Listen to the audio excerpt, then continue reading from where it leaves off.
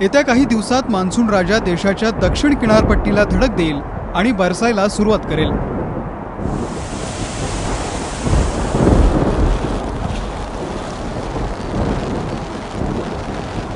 मात्र हा पाऊस मान्सूनचाच आहे हे ठरवण्याचे काही निकष आहेत।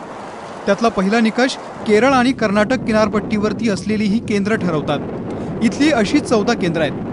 यातील 60% म्हणजेच 8 ते 9 केंद्रांवरती सलग 2 किंवा त्यापेक्षा जास्त दिवस 2.5 मिलीमीटरपेक्षा जास्त पावसाची नोंद झाली की मान्सूनची वर्दी समजली जाते। यानंतर हवामान विभाग मान्सून भारतामध्ये दाखल झाल्याची घोषणा करतं। यातला दुसरा निकष म्हणजे वाऱ्याचं क्षेत्र। मान्सून म्हणजे नैऋत्य मोसमी वारे। हे वारे एका ठराविक वेगानं म्हणजेच 25 ते 35 किलोमीटरच्या वेगानं व्हायला लागले आणि यातला दाब हा 600 हेक्टोपास्कलपेक्षा जास्त असेल तर मान्सूनच्या आगमनाची पुष्टी होते।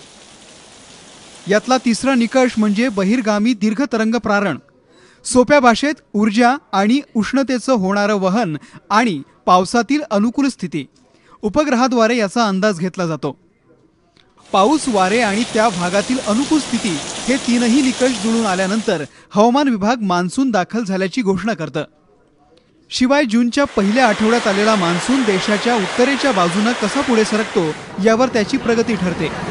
मान्सूनची एक शाखा पूर्वेकडील भागातून ईशान्य भागामध्ये जाते तर दुसरी उत्तरी सीमा पाऊस घेऊन अंदाजे 10 जूनपर्यंत मुंबईमध्ये पोहोचते आणि यापुढे महिनाभरामध्ये हा मान्सून देशामध्ये सर्व भाग व्यापून टाकतो। ब्युरो रिपोर्ट, एबीपी माझा।